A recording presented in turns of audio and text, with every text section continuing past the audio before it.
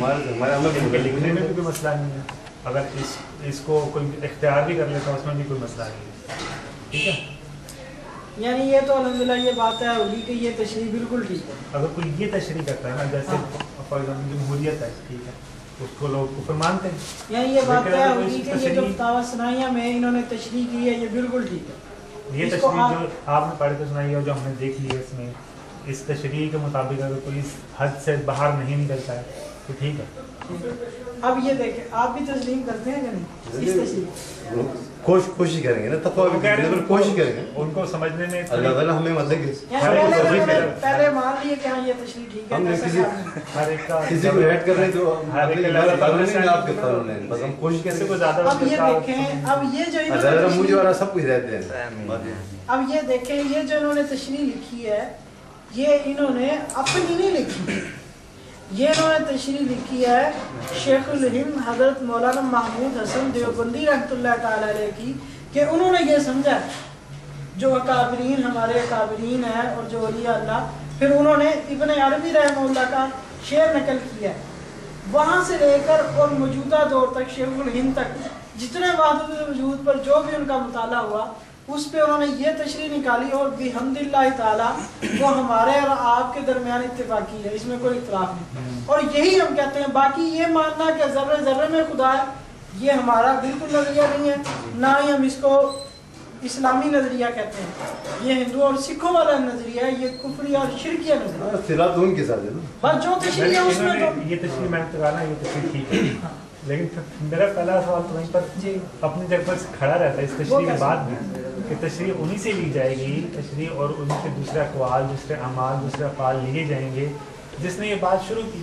ٹھیک ہے نا, جس نے پہلی دفعہ یہ بات کی ہے نا, اسی سے پوچھا جائے گا تو اس کے الفاظ میں اس کا کیا مطلب ہے. اب پہلی دفعہ یہ کس نے بات شروع کی, آپ کے نظر میں کون وہ شخص ہے تاکہ ہم اس کی بھی بات کر لیں. علماء دیوبند تو اس سے الحمدللہ بری و ذمہ ہو گئے کہ ان کا نقطہ نظر بالکل ٹھیک ہے, اس کو علماء علیہ جس نے تسلیم کر لیا. ٹھیک ہے, آگے آپ اس پر آپ باقی رہ گیا تھا ابن عربی رحمہ اللہ کا, جس کی آپ کو میرا خلیش ہے ان کے بارے میں, کہ انہوں نے سب سے پہلے یہ مسئلہ چھیڑا. یہی بات ہے نا, اس میں انہی کے اقوال درج ہیں, یہی بات جو آپ کے ذہن میں ہے, جو الجھاؤ پیدا کرنی ہے, اس کی مختلف بات ہے. ٹھیک ہے, اب انہوں نے بھی اپنی عبارت کا اصل مفہوم لکھ دیا کہ نہ سلیمان کا تخت ہے, نہ کوئی شیطان ہے, نہ کچھ ہے, تیرا ہی وجود ہے. انہوں نے بتا دیا کہ باقیوں کا وجود کل عدم ہے, مستقل اور ذاتی وجود خدا کا ہے, ان کا وجود عطائی ہے, مستقل نہیں تھا. تو یہ تشریح بالکل توحید کے مطابق ہے.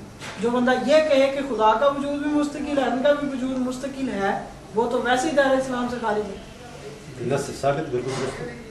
وہ ابن عربی نے بھی کہہ دیا کہ اسی لیے میں آپ کو بتاتا ہوں کہ یہ دیکھیں, یہ عرف, یہ ہدیۃ المہدی علماء اہل حدیث کی کتاب ہے, اس میں انہوں نے شیخ ابن عربی کو بارے میں لکھا ہے, وَمِنْهُمْ الشَّيْخُ ابن عربی فَهُمْ لَا يَقُولُونَ بِالْحُلُولِ وَلَا بِالِاتِّحَادِ الصَّرْفِ بَلْ يُثْبِتُونَ ذَاتَ اللَّهِ سُبْحَانَهُ وَتَعَالَى بَائِنًا عَنْ خَلْقِهِ عَلَى عَرْشِهِ إِنَّمَا يَقُولُونَ أَنَّ الْحَقَّ عَيْنُ الْخَلْقِ مِنْ وَجْهٍ يعني من جهة الوجود فإن الوجود واحد وهو وجود الحق وسائر الأشياء موجودة بهذا الوجود ليس لها وجود مستقل. زبردست عبارت ابن عربی کے حوالے سے انہوں نے کیا کہ ابن عربی جو وحدت الوجود کے قائل ہیں وہ حلول کے نہیں ہیں, حلول اور اتحاد کے نہیں ہیں.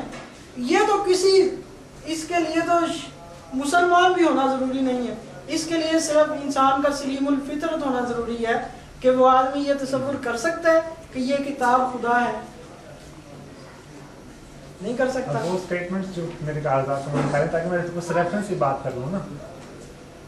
اب یہ دیکھیں بہت سارے یعنی حوالہ جات جو عبارتیں مفتی طرح کی ملیں گی, ان میں جتنا آپ الجھیں گے اتنا ہی آپ کو مسئلہ ہوگا. یہ میں نے صرف ان کا ایک آپ کو وہاں سے ان کا سنایا, اور پھر انہوں نے ان کو اہل حدیث میں سے شمار کیا.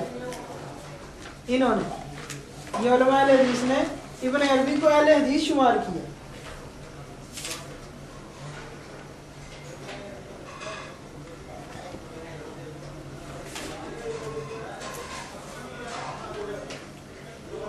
جب آپ بات اب یہ دیکھیں, یہ انہوں نے یہی کہا کہ وہ بلکہ ابن عربی کیا کرتے ہیں، یثبتون ذات اللہ سبحانہ بائنا عن خلقہ، کہ وہ یہ ثابت کرتے ہیں کہ اللہ کی جو ذات ہے وہ مخلوقات میں حلول اور اتحاد نہیں ہے، متحد نہیں ہے، بلکہ جدا ہے.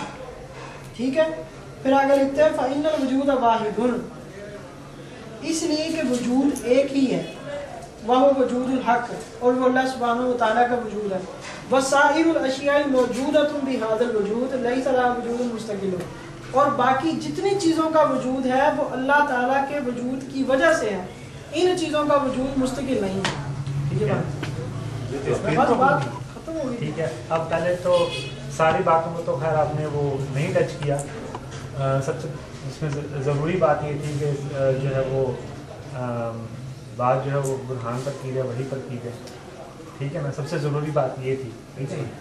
تو اس میں جو ہے آپ نے صرف ایک پوائنٹ پر ٹچ کیا ہے، اور وہ یہ ہے کہ آپ نے انہی کی تشریحات جو دوسری اصل میں ہمارا کیونکہ وہ میں عرض کر رہا ہوں، کیونکہ یہ مسئلہ شروع پہلے سے تو یہ اصطلاحی لفظ نہیں تھا، یہ ایک اصطلاحی لفظ ہے. کیونکہ یہ اصطلاحی لفظ نہ قرآن پاک میں لکھا ہوا ہے نہ حدیث پاک میں لکھا ہوا ہے. کہیں قرآن پاک میں یہ نہیں لکھا ہوا کہ وحدۃ الوجود کا معنی یہ ضروری ہے یا وحدۃ الوجود کا معنی شرک ہے. کہیں اللہ کے نبی کی حدیث اور صحابہ کی حدیث میں یہ نہیں لکھا کہ وحدۃ الوجود کا معنی ضروری ایمان ہے، نہ یہ لکھا ہوا کہ یہ شرک ہے. کیونکہ یہ ایک اصطلاحی لفظ ہے، یہ شروع ابن عربی کے بعد میں ہوا ہے، اس لیے ہمیں ضرورت اس میں قرآن اور حدیث کی نہیں پڑے گی کہ ہم قرآن اور حدیث میں یہ الفاظ تلاش کرتے تھے. یہ پڑے گی کہ یہ جو اصطلاحی لفظ ہے اس کی مراد کیا لی جاتی ہے. اگر اس کی مراد کتاب و سنت کے موافق ہے تو ٹھیک ہے، اگر اس کی مراد کتاب و سنت کے خلاف ہے تو پڑے گا. اب اس کی جو مراد بتلائی گئی کہ وجود صرف اللہ کا ہے، وہ حی القیوم ہے، اس کو کسی نے پیدا نہیں کیا، باقی تمام وجودوں کو خدا نے پیدا کیا، وہ مستقل نہیں ہے. وحدۃ الوجود کی یہ تشریح ہے اور یہ بالکل قرآن کے بالکل موافق ہے. اس وجہ سے انہوں نے آگے لکھا ہے وَلَوْ نَظَرُوا فِي الْفُتُوحَاتِ لَعَرَفُوا أَنَّ الشَّيْخَ رَحِمَهُ اللَّهُ مِنْ أَهْلِ الْحَدِيثِ أُصُولًا وَفُرُوعًا، کہ اگر فتوحات مکیہ میں غور کیا جائے ابن عربی کی کتاب میں تو یہ بات روز روشن کی طرح واضح ہو جاتی ہے کہ شیخ ابن عربی اصولاً اور فروعاً اہل حدیث تھے. یہ علماء اہل حدیث نے لکھا میری بات. تو ابھی اس میں آپ نے جو بات کی ہے، ایک پوائنٹ پر ٹچ کیا آپ نے، اور دوسرے پوائنٹ پر آپ نے ایکسپلینیشن دے دی کہ ہم یہ لفظ اصطلاح تلاش نہیں کر سکتے لیکن مفہوم تلاش کر سکتے ہیں، اور آنے والی تمام اصطلاحات کا مفہوم ہمیں دیکھنا پڑے گا. اگر اسے اگینسٹ جاتا تو وہ ریجیکٹ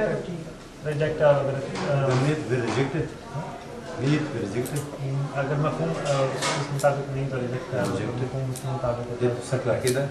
ہاں اصل عقیدہ یہی ہے. ٹھیک ہے.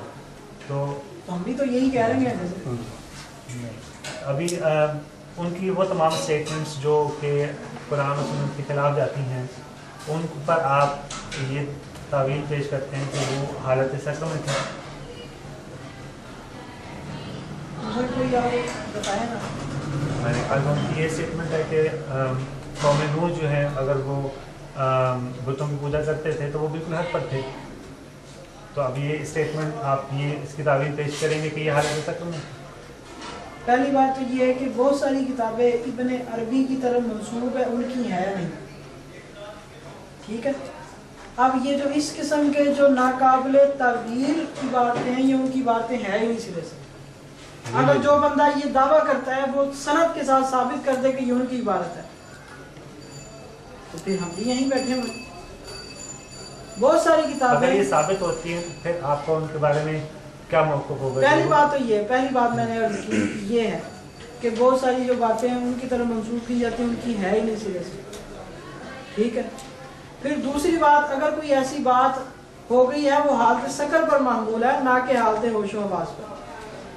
حالت سکر میں جو ہے وہ کیا ایسا پاسبل ہے؟ یا کم از کم میں اپنے مشاہدے کی بات کر رہا ہوں، اس میں سب لوگوں کی بات نہیں کر رہا، میں اپنے مشاہدے کی بات کر رہا ہوں کہ میں نے آج تک میرے سامنے کوئی ایسی مثال نہیں ہے کہ میں نے کسی کو حالت سکر میں دیکھا ہو. ٹھیک ہے. اگر ایک پاگل کو حالت سکر میں تصور کر لیں، وہ پاگل اور وہ حالت سکر میں، تو وہ تو ہمیشہ سے اسی حالت میں ہے نا. اس کی تو دماغی حالت ایسی ہے ہی نہیں کہ اس کی کسی بھی بات کو ایکسیپٹ یا ریجیکٹ یا اس پر کوئی فتویٰ یا شرع حکم لگایا جا سکے. لیکن ایسے حالات میں بھی میرے مشاہدے میں اور میرے سننے میں بھی ایسا نہیں آیا کہ کوئی بیٹھ کر باقاعدہ کتاب لکھ رہا ہو, باقاعدہ تحریر کر رہا ہو اور باقاعدہ طور پر وہ اس کی ترویج کر رہا ہو.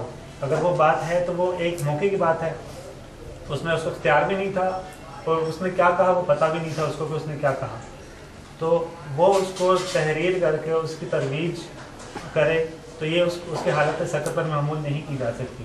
ٹھیک ہے, کہ اس کو تحریر بھی کرتا ہے اور اس کی ترویج بھی کرتا ہے تو وہ ایک حالت میں ہے نہیں, یا تو وہ پرماننٹ اس حالت میں ہے جس کی وہ ترویج اور تحریر کر رہا ہے, یا تو وہ جی میں اس کا بولتا ہوں. پہلی بات تو یہ کہ یہ حالت دو طرح کی ہوتی ہے, ایک ہوتی ہے اصلی, ایک ہوتی ہے تاریخ.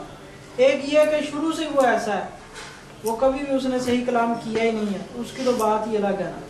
اب یہ جو مشائخ اور بزرگ ہیں یہ ان پر اصلی نہیں ہوتی, یہ طاری ہوتی ہے, کبھی کبھی یہ کیفیت آتی ہے جس طرح ہمارے بزرگوں میں بھی آئی ہے. آپ ایک ماہ ان کے ساتھ رہیں, آپ شاید آپ کو مشاہدہ ہوگا. ٹھیک ہے, تو اب دیکھیں حالت کسی پر طاری ہوئی لیکن نقل کسی نے کر دیا. اب مجھ پر حالت طاری ہوئی, نقل کسی نے کر دی, ہوئی فلاں بیٹھے ہوئے تو انہوں نے یہ کیا. ٹھیک ہے, اب ایک میں اس پہ واقعہ بناتا ہوں آپ کو. ایک بزرگ تھے تو ان کے شاگرد نے کہا کہ میں جب آپ ذکر کرتے ہیں تنہائی میں بیٹھ کے تو میں ایسی باتیں آپ سے سنتا ہوں کہ جو نہیں کرنی چاہیے, جو خلاف شرع شرک ہے. کہ جی کیا؟ وہ کہتا ہے آپ کہتے ہیں کہ میں خدا ہوں, میں حق ہوں. اچھا یہ تلوار لو, جب میں یہ بات کو میری گردن اڑا دوں. جب اپنے وقت کام کا مخصوص ذکر کرنے کا, جب ذکر میں مشغول ہوئے, ذکر کرتے رہے جب خاص کیفیت طاری ہوئی تو مرید نے تلوار چلائی ان کے گردن پر. تلوار یہاں لگی اور یہاں سے نکل گئی, یہاں پھر لگا رہا نکل جا رہی ہے. تو وہ بڑا حیران ہوا. تو جب بعد میں پوچھا, بعد میں اس نے معافی مانگی, حضرت مجھے معاف کر دیں. تو یہ دیکھنے والا کیا دیکھتا ہے, اور یہ چیزیں ہیں جو ہماری عقل اور شعور میں نہیں آ سکتی. کیوں؟ اس وقت ان بزرگوں پر لطافت کا غلبہ تھا. ایک لطیف چیز, آپ ہوا میں تلوار چلائیں تو ہوا کٹ جائے گی.